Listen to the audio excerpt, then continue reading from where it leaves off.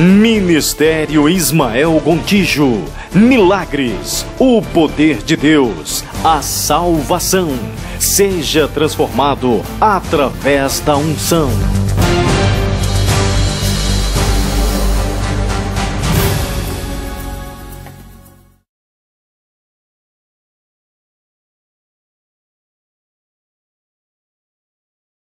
Não ouviu amém? Amém? Amém. Mateus, capítulo 9.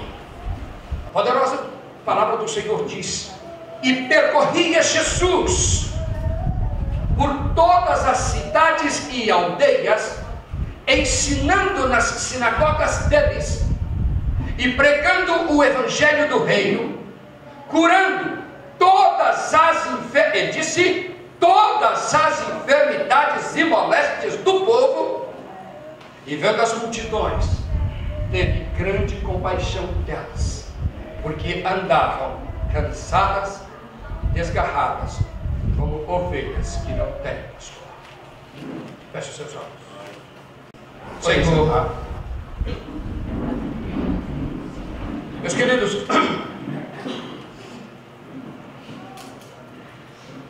há mais de 2000 anos que Jesus andou entre nós.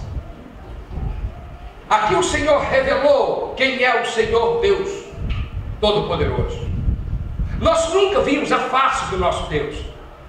Se você procurar no Antigo Testamento, você pode ler de ponta a ponta 1000 vezes. Você nunca vai ver o rosto de Deus, do Deus de Israel.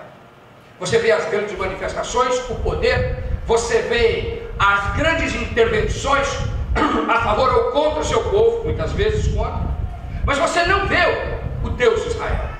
Mas quando Jesus vem e habita entre nós, todas as faces de Deus são reveladas pela personalidade, pelo caráter, pela atitude, pela ação, pelos milagres, pelo estender da mão, pelos ensinos, pelas parábolas de Jesus.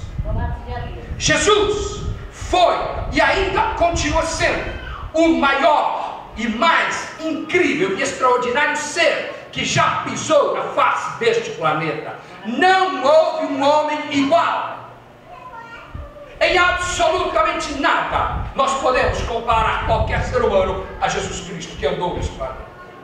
Ele andou sobre águas, nós sabemos que é possível. Ele curou cegos de nascença, que sabemos que é possível. Coxos de nascença.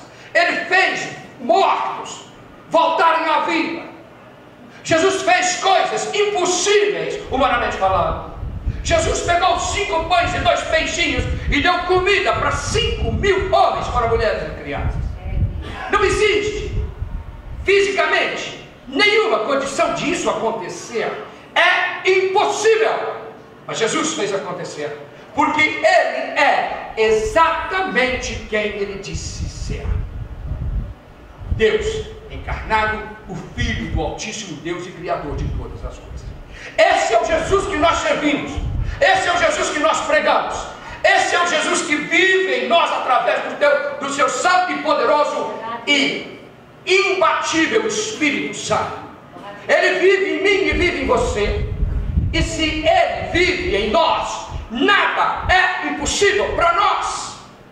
Eu tenho pregado e vivido isso e mostrado às pessoas de forma prática e real de que Evangelho é real, é verdadeiro. O poder de Deus, basta que você estenda a mão e o poder está lá.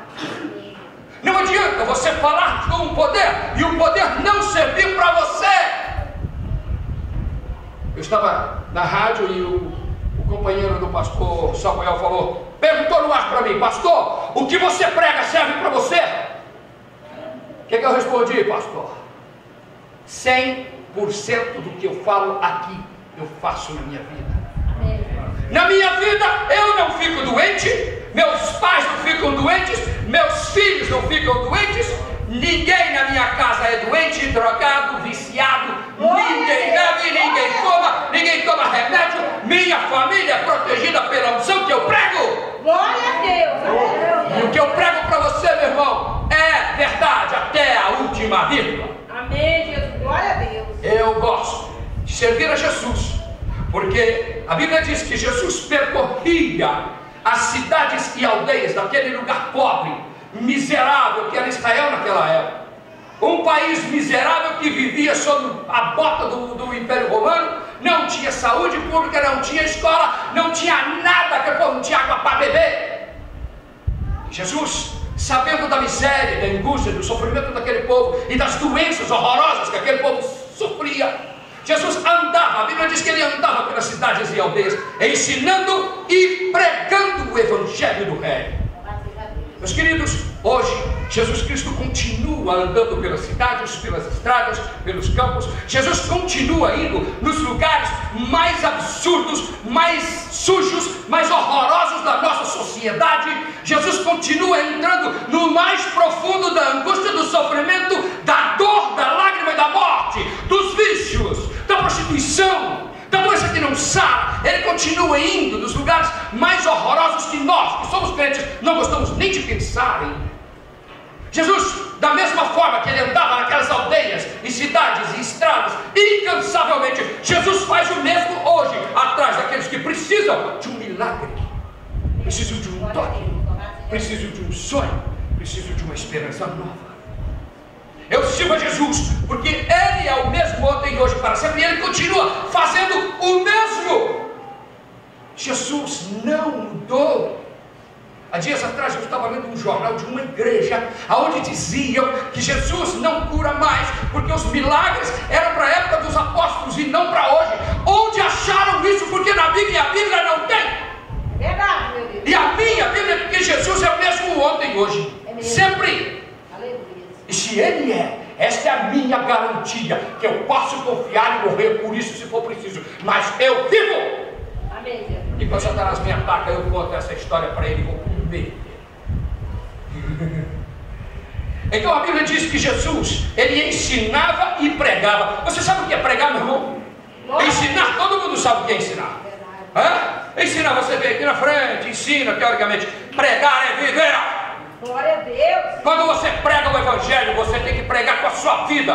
Amém, Jesus. E tudo que você falar, você tem que transformar em atitudes e atos. Amém. E você tem que transformar em coisa real. Amém, Jesus. Glória Por a isso Deus. Jesus pregava, e tem muita gente por aí que não prega. Verdade. Fala e grita dos púlpitos, mas se são vazios como nuvens em chuva. É mesmo, meu Deus. Não adianta vir na igreja mais do que pardal, pregar, gritar, falar em línguas, porque nós somos pentecostal, nós falamos o mesmo, nós fazemos o berreiro e depois ir para casa sem nada. É mesmo, meu Deus. Pregar, meu irmão, é viver. Pregar é transformar aquilo que você fala em atos. Você tem que descer da plataforma e mostrar. E você tem que sair da igreja e ir lá fora e mostrar. E você tem que ir no seu emprego e mostrar. É por isso que está em crise o Evangelho. O Evangelho está em crise por quê? Estamos transformando o nosso Evangelho numa coisa horrorosa. Aleluia. O povo está transformando o Evangelho no meio de ganhar grana, é só dinheiro, só levantação de oferta. O pastor sabe, mas um sofrimento danado quando traz um determinado sujeito na igreja, fica com medo do cara arrancar todo o dinheiro que vocês têm. Não é, pastor? Comigo não, porque eu não aceito oferta, pode ficar tranquilo. Não aceito que me deem, não aceito que tirem e continuo assim, viu, pastor?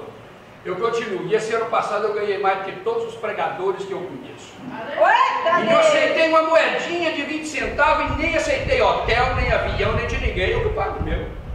Ou sou próspero e prego isso, entendeu? Vamos tudo pro inferno, vamos parar com mentira.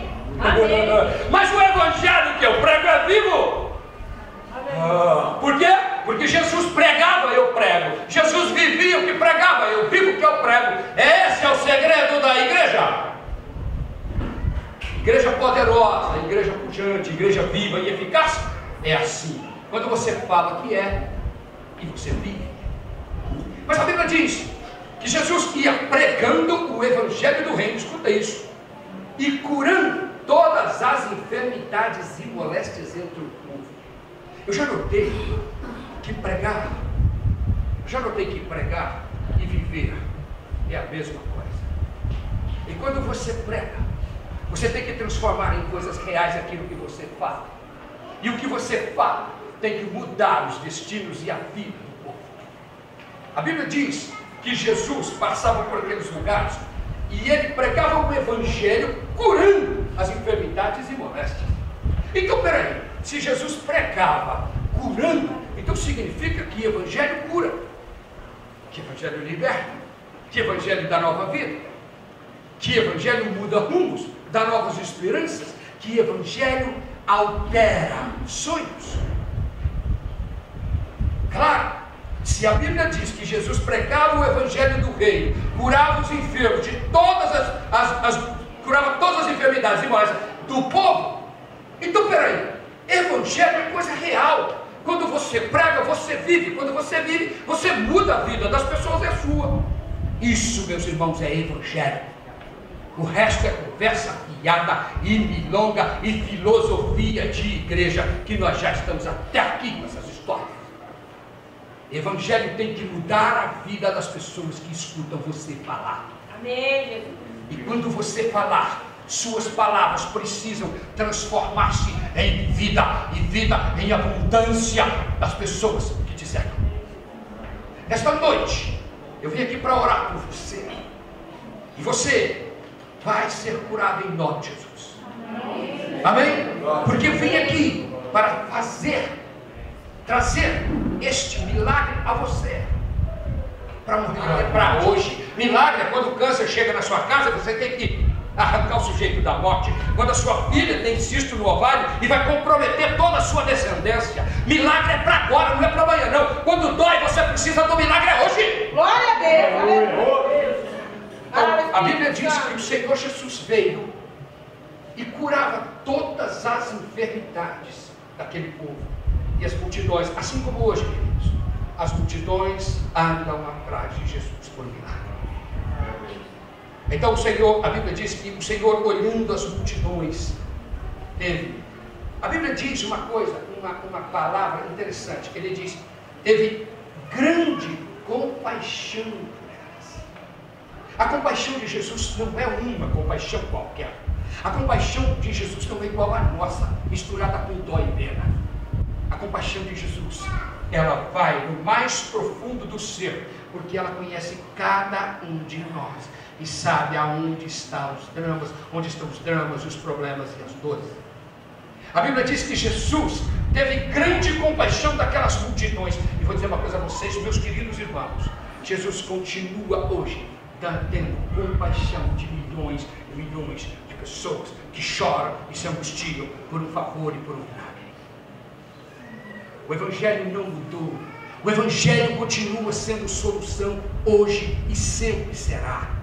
Quando as dores se mudarem para sua casa, quando a depressão mudar para dentro do seu quarto de dormir e não deixar mais você sorrir e convencer você que você tem que morrer, quando as lágrimas forem seu único alimento e a desesperança tomar conta da sua vida e do seu lar, saiba de uma coisa, meu irmão, Jesus é a única solução, porque é dele que saem os milagres. Você tem o quê? As multidões andavam atrás de Jesus. E por que Jesus curava todas elas? Todas as pessoas? Porque as pessoas iam atrás dele. As pessoas saíam dos ermos, saíam naqueles lugares longínquos. Teve um dia que Jesus até multiplicou pães, porque o povo não podia mais voltar para casa, não dá mais tempo. De tão longe que o povo ia atrás do rei. Então só o fato de irem até lá significava que eles criam, que eles precisavam e que eles aceitavam aquele milagre. Muitas pessoas falam para mim, então pastor, por que você não vai nos hospitais e cura todos que estão lá? Porque não vêm atrás de Jesus, porque foram atrás do médico, mas não atrás de mim. O rei que eu prego, o Jesus, que quando eu estendo a mão, os milagres estão lá, estão aqui. Se as pessoas não vierem, eu não posso ir e oferecer. Eu não posso dizer, você quer que eu ore por você? Por favor, deixe eu lhe fazer um milagre. As pessoas vão dizer, não! Da mesma forma, quando você diz, você quer aceitar Jesus? Por favor. Há muitas igrejas por aí que dizem, por favor, Jesus espera por você, Jesus chora por você, Jesus está de mãos estendidas por você, chorando por... Mentira! Jesus não está chorando por ninguém. Jesus está sentado no trono do universo esperando. A qualquer momento ele vai voltar, e quando voltar, os nossos problemas aumentaram muito, porque aquela cruz doeu e Jesus sabe quanto doeu, e ele não vai facilitar para ninguém. Então quando as pessoas vêm atrás de nós para que nós façamos os milagres, nós estendemos as mãos, os milagres estão lá. Mas quando não vem, os milhões morrem e nós não podemos fazer nada. Mas os milhões, as multidões que vêm atrás de Jesus, estas recebem os milagres e recebem agora. Porque Jesus, meu querido e meu irmão, minha irmã, e Jesus é o Deus de compaixão. A Bíblia diz que Ele se compadeceu dela. Por quê? Porque Ele via aquelas multidões, andavam cansadas exatamente como a nossa sociedade vive hoje. Um povo cansado, um povo oprimido, cheio de enfermidades, cheio de dificuldades, cheio de angústias. A família não vai bem, as enfermidades mudam para dentro de casa, 20, 30% de toda a renda vai para remédios. Isso quando não tem o internamento do hospital e arrebenta com toda a saúde. Depressão não tem cura. 40% da humanidade está em depressão. E um montão de gente nas igrejas está em depressão. Porque Deus sumiu da esperança do povo. É o que muitas igrejas vendem por aí. E nós estamos cansados de ver isso, pastor. As pessoas estão vendendo esperanças falsas e prometendo coisas que não existem atrás de dinheiro. Isso não é evangelho, desculpe.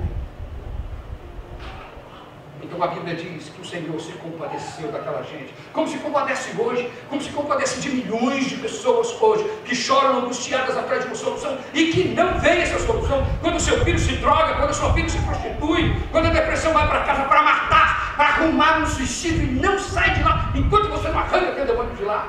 Somos só nós que podemos fazer. Ninguém sobre a terra pode libertar alguém de depressão. Não existe remédio para depressão, mas não existe remédio para diabetes. Já notaram? Não existe remédio para gripe, não existe remédio para coisa nenhuma. Os remédios, eles encurralam você e mantêm você no pé do médico a vida inteira. Você é escravo daquele maldito remédio. Nós não somos escravos de nada. Eu não tomo remédio, não fico doente. O pastor Samuel sabe que eu sou bruto. Sabe o que é? Tem hora que eu sou até meio ignorante no mundo espiritual. Mas, meu Deus do céu, isso é direito meu, eu só pego e uso. Aquela pergunta que o menino fez lá para mim, mas isso serve para você, pastor? Eu falei, totalmente. Meu pai teve AVC não, um ataque cardíaco uns anos atrás. Cheguei, eu cheguei e o médico falou assim, tem 2% só de chance de sair vivo lá. Eu falei, quem disse? Eu. Você não tem a última palavra aqui não. Quem tem a última palavra aqui sou eu. Sabe quem eu represento? O sujeito fraco aí, o rei do universo, Senhor dos senhores, o altíssimo Deus de toda a vida. É em nome desse que eu falo, é em nome desse que eu vivo, é em nome desse que eu trabalho e é em nome desse que eu morro. Pois então, em nome de Jesus, sai daí! Está vivo lá pregando e fazendo milagre. Cuidado. Sabe o que? Nossa sociedade está angustiada, sofrendo, e o Senhor tem misericórdia dela. Por quê? Porque são como ovelhas sem pastor. Ovelha sem pastor, meu irmão, é indefeso. Olha para o nosso povo, olha para a nossa nação, olha para o mundo. Eu conheço o mundo inteiro, eu conheço 85 países. O povo vive, o ser humano vive como se estivesse indefeso diante de um inimigo invisível, perigoso e mortal. E está.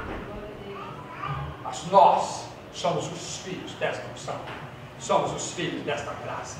E nesta noite nós nos levantamos contra toda enfermidade em nome de Jesus. Porque o Senhor é o Senhor que se compadece de você quando dói, quando você chora, quando o seu casamento quebra. Para onde você corre?